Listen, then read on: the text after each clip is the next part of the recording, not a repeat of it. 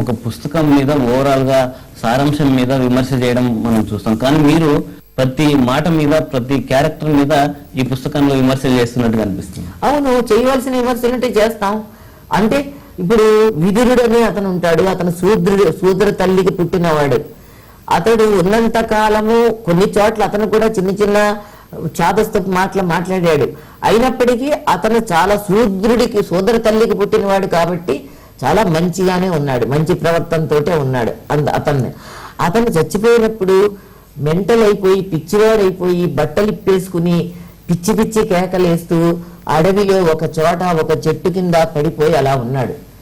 పడిపోయి అలా ఉండి ఒక్కడెళ్ళి చూడలేదు వాడిని. అక్కడ అరణ్యంలో వీళ్ళందరూ ఉన్నారు. పురాణాల్లో పాత్రలను కించపరిచారనేటువంటిది అది ఒప్పుకోదగిన విషయం కాదండి.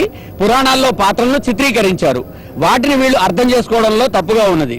ఎందుకంటే పురాణాల్లో ఇప్పుడు గురువు గారు చెప్పినట్లుగా విదుర నీతి గురించి మనం కనుక చూస్తే, ఒకసారి దుర్యోధన సార్వభౌముడు, ఈ దుర్మార్గుడైనటువంటి వాడు అంతా నాకే కావాలి, నీది నాదే నాది నాదే అయినటువంటి దుర్యోధనుడు విదురుని యొక్క ఇంటికి కృష్ణ పరమాత్మ వచ్చాడని తెలుసుకుని అడవిలోకి రావడం మనం చూస్తాం మహాభారతంలో, వ్యాస మహాభారతంలో. అప్పుడు విదురుడు కృష్ణ పరమాత్మను చాలా చక్కగా స్వాగతం చెబుతాడు. స్వాగతం భగవంతుడు, ఏదో ఆయన అన్ని అడుగుతాడు, నీకేం వరాలు కావాలనో కోరుకోమంటాడు. దేహిమే మధుసూదన, నీకేం కావాలంటే ఆయన అప్పుడు అడిగినటువంటి విషయాలు ఎంత చక్కగా ఉంటాయండి. అలాంటి మంచి విషయాలను వదిలిపెట్టి పంది బురద మెచ్చు పన్నీరు మెచ్చునా అన్నట్టుగా వీళ్ళు దాంట్లో ఉన్న ఎక్కడో ఉన్న చిన్న చిన్న లోటుపాట్లు లేకుండా ఏ వ్యక్తి ఉండడండి. ఎందుకంటే అదే మహాభారతంలో చెప్పాడు, కస్య దోషాకులే నాస్తి వ్యాధి నాకో నపీడిత వ్యసనం కస్య న ప్రాప్తం కస్య సౌఖ్యం నిరంతరం. ఆ కృష్ణ పరమాత్మనే అంటాడు, అయ్యా దుర్యోధన, నేనొచ్చి ఈయన ఇంట్లో భోజనం చేస్తే రాత్రి వృషల భోజనం శూద్ర భోజనం అంటూ మీ పిన్నాన్న గారినే తిడుతూ ఉన్నావే, ఇది చాలా తప్పు. ఎందుకంటే చాండాలమపి మద్భక్తం నావమన్యేత బుద్ధిమాన్, బుద్ధిమంతుడైన వాడు చండాలుడైనా సరే నా యొక్క భక్తుడిని ఎవడైనా గనక అవమానిస్తే వాడు నాకు శత్రువు. చాండాలమపి మద్భక్తం నావమన్యేత బుద్ధిమాన్ అవమన్యేత మూఢాత్మ సయాతి నరకం ధ్రువం. ఎవరైనా నా భక్తుడిని అవమానిస్తే వాడు నరకానికి వెళ్తాడని కృష్ణ పరమాత్మ విదురుని సాక్షిగా దుర్యోధనికి ఉద్బోధ పోసి చెబుతాడు. అయ్యా, వాళ్ళు అడుగుతున్నారు, వాళ్ళ తరఫున నీ దగ్గరికి రేపు రాబోతున్నాను రాయబారానికి, కనీసం 5 ఊళ్ళన్నా ఇయ్యవయ్యా అంటాడు. అంటే అప్పుడు దుర్యోధనుడు ఎంత అహంకారంతో గర్వంతో మదాంతుడై, మీకు అసలు భూభాగమే లేదు, కర్ర ఉన్నాడిదే బర్రె అనే పద్ధతిలో తల బిరుసుతనంతో జవాబిస్తూ అంటాడు, సూచ్యగ్రేణ సుతీక్ష్ణేన యావ అహం యంత్రో భవాన్యంత్రి మమ దోషో నవిద్యతే కృష్ణ అంటాడు. అయ్యా, నేను ఒక యంత్రాన్ని నడిపించే నీవే ఇలా అడుగుతావేంటి, నేను వాళ్ళకి ఎక్కడి నుంచి ఇవ్వాలంటాడు. అంటే పోనీవయ్యా 5 గ్రామాలు ఇవ్వమంటాడు. ఇంద్రప్రస్థం, యమప్రస్థం, అవంతీం, వారుణావతీం, దేహిమే 4 గ్రామాన్, పంచమం హస్తినాపురం. ఈ 5 ఊళ్ళన్నా ఇవ్వయ్యా అంటే దానికి కూడా వాడు తలబిరుసుగా మాట్లాడినటువంటి దుర్యోధను చెడుగా చిత్రీకరిస్తే, రాజు కాదు, మంత్రి కాదు, విలను కాదు అనేటువంటి దుస్సంప్రదాయాన్ని వీళ్ళు మళ్ళీ తెరలేపుతూ టీవీల ముందర కూర్చొని పుస్తకాలు అమ్ముకోవడానికి, అనేక రకాల పుస్తకాలు అమ్మేసుకోవడానికి, టీవీల ముందర కనిపించేసి వాళ్ళందరూ కూడా మేము గొప్ప అని చెప్పి పబ్లిక్ చేత అనిపించుకోవడానికో వస్తే మాత్రం అది చాలా దోషం అండి. అంటే మీరు ఎన్నో రచనలు చేశారు, కానీ రామాయణ విషవృక్షం మీరు రాశారు. దానికంటే ఇది సంచలనం అయి ఉండొచ్చు, కానీ అంత పాఠకుల ఆదరణ లేదు అన్న అభిప్రాయం ఉంది. దాని మీద మీరేమంటారు? కావచ్చు, ఆ కథ అలాంటిది, ఈ కథ ఇలాంటిది కావచ్చు. మరి రామాయణంలాగే భారతం అనేది, రామాయణం అనేది ఒకటే కథ. ఆది పర్వం, రాముడు పుట్టడం, అక్కడి నుంచి చివరి వరకు ఒకటే కథ. అయితే మధ్యలో ఏదో వేరే పిట్ట కథలు అవి వస్తాయి, కానీ ఇది అలా కాదు. ఇది అసలు వేరే కథలు. దీన్ని విడదీస్తే 300 కథలు ఉంటాయి. ఏమి పాండవులతో సంబంధం లేని కథలు ఉంటాయి, కౌరవులతో సంబంధం లేని కథలు ఉంటాయి. ఆ రకంగా దీని మీద అంత కోపమే వస్తుంది. కానీ ఏ కథ చూసినా ఆ కోపం వచ్చినప్పుడు విమర్శించినప్పుడు కొంత నవ్వు వస్తే వస్తుంది, కోపం వస్తే వస్తుంది. ఆ కథ వేరు, ఈ కథ వేరు. నవ్వు వస్తుంది ఆయన. దీని మీద ఏం మాట్లాడాలంటే కూడా నాకు అసలు దీనిని పెద్ద పరిగణనలోకి తీసుకుని అనవసరంగా వాళ్ళకు ఒక ప్రత్యేకతను ఇవ్వడం కూడా అనవసరం అనిపిస్తుంది. ఎందుకంటే రామాయణం విషవృక్షం అని రాసినప్పుడే రచయిత్రి లత అద్భుతంగా సమాధానం చెప్పింది. విశ్వనాథ సత్యనారాయణ గారు కూడా దానికి సమాధానం చెప్పారు ఆ రోజుల్లో. రామాయణం విషవృక్షం అయిన తర్వాత ఆవిడ ఒక రకంగా, నేను ఎందుకంటే ఒక మహిళామూర్తిని నేను కించపరచాలనేటటువంటి ఉద్దేశం కాదు, కానీ మళ్ళీ ఇవాళ నేను ఇంకా బ్రతికే ఉన్నాను, నేను ఇంకా ఉన్నాను అని ఉనికిని చాటుకోవడానికి ఇలా మాట్లాడిందా అని అనిపించింది. నేను విన్నాను, నేను టీవీలో చాలా బాధపడ్డాను కూడా. ఈ రామాయణ భారతాల వల్ల యుగయుగాలుగా ఒక కుటుంబ వ్యవస్థ, సామాజిక వ్యవస్థ, సాంఘిక వ్యవస్థ బాగుపడుతోంది. అప్పుడప్పుడు కొంచెం దిగజారుతున్నప్పటికీ కూడా మళ్ళీ రామాయణాన్ని, మహాభారతంలో ఉన్న పాత్రలను గుర్తు చేసుకుంటూ ఆ పాత్రలను తమ పాత్రలతో అన్వయించుకుంటూ ఇంకా మానవ జీవితాలు సవ్యంగా నడుస్తూ ఉన్నటువంటి ఈ సమయంలో అప్పుడప్పుడు పానకంలో పుడకలాగా వీళ్ళు వచ్చి ఏదో ఒకటి మాట్లాడి నేనున్నాను తగుదనమ్మా అంటూ తమ ఉనికిని చాటుకోవడానికి ఇలా మాట్లాడుతూ ఉంటారు. అవన్నీ కూడా అసంబద్ధపు ప్రేలాపనలు. అంటే సాధారణంగా పిల్లవాడు ఏడుస్తూ ఉంటే చూడండి, వాడి బాలానాం రోదనం బలమని వాడు ఏడుస్తూ ఉంటేనే వాడు వెంక చూస్తాం మనం. అలా వాళ్ళు ఏదో ఒకటి అంటూ ఉంటే వాళ్ళ వెంక చూస్తాం అనేటటువంటి నేపథ్యం ఈ మధ్యకాలంలో ఈ ఫ్యాషన్ కొత్తగా బయలుదేరింది. అందుకని దీనిని గురించి పెద్దగా చర్చా కార్యక్రమం పెట్టి దానిని మళ్ళీ దీన్ని తెలియజేయాల్సిన అవసరం ఉందని నాకైతే అనిపించటం లేదు. అంటే మీ పుస్తకాల్లో చాలా షాకింగ్ స్టేట్మెంట్స్ మనం చూస్తున్నాం జనరల్గా. అయితే ఒక హేతుబద్ధమైన చర్చ కోసం కాకుండా కేవలం తెగనాడడం కోసమే రచన చేస్తున్నట్టు రంగనాయకం రచనలు ఉంటాయన్న విమర్శ కూడా ఉంది. ఆ మాట ఎవరంటారు? తెగనాడడానికి ఉందా విమర్శ ఉందా? హేతుబద్ధత కోసం చేసే మాట ఉందా, తెగనాడడం కోసం ఉందా? అంటే శత్రువు అనేవాడు, ఇంకా శత్రువు ఎవరు?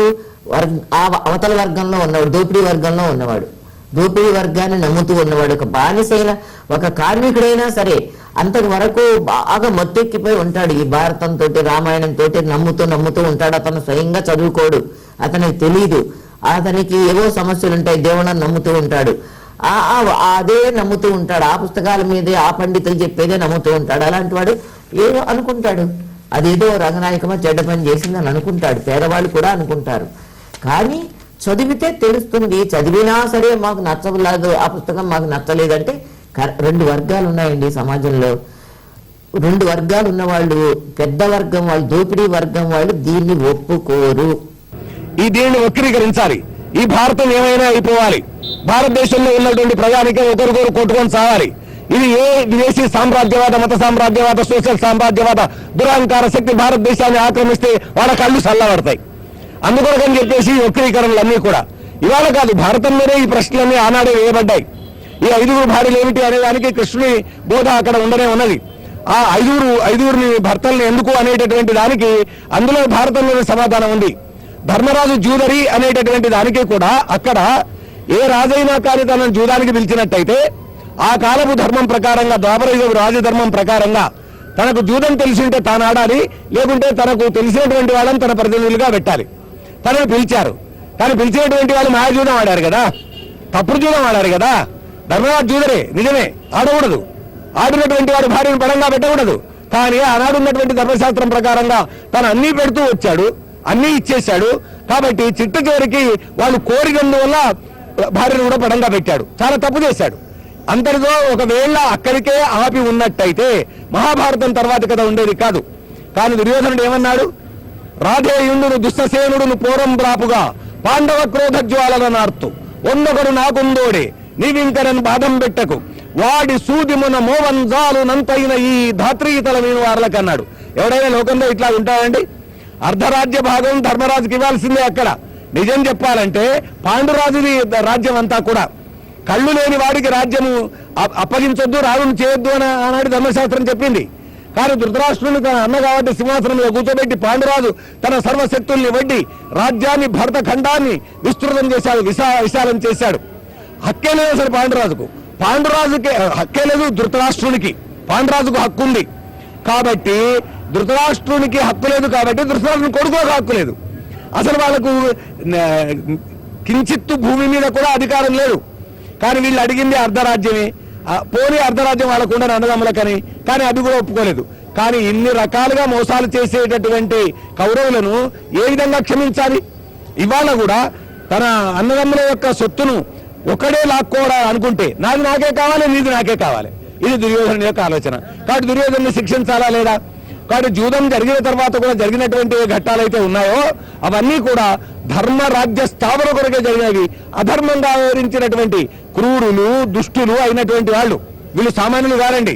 త్రాటం గట్టిరి, నీట నెట్టిరి, విషాక్తం అన్న మునివెట్టిరి, ఏ చేటును వాటిలో కొనికి కష్టపడి కాశీయాత్ర కంపించిరి, అచ్చోటను కొంపకు నిప్పు పెట్టిరి, అడవులు చుట్టించిరి, ఆ సాధ్విక పాటలు గుర్చిరి, భాగమీయమని రబ్బా ఎంత సౌభ్రాత్రమో, ఎంత సోదర ప్రేమ. ఈ మహాభారతాన్ని చాలా పవిత్రంగా భావిస్తారు కదా. దీనిపై మీరు చేసిన కామెంట్ చూసి మొగ్గ పువ్వు లేని కాయా పండు లేని మోడు మాయల మంత్రాల వ్యర్థాల వైరుధ్యాల వికృతాల వికారాల క్రూరత్వాల అబద్ధాల కట్టుకథల పుక్కిటి పురాణాల పుట్ట. ఈ మాటలు వింటే ఎవరికైనా కోపం వచ్చే అవకాశం ఉంది. ఎవరికి ఎందుకు రావాలి కోపం? ఈ సంతోషం ఎందుకు రాకూడదు? సంతోషం ఎందుకు రాకూడదు? ఎవరికైనా సంతోషం వచ్చేవాళ్ళు ఉన్నారు. అది నిజమా అని చూడండి.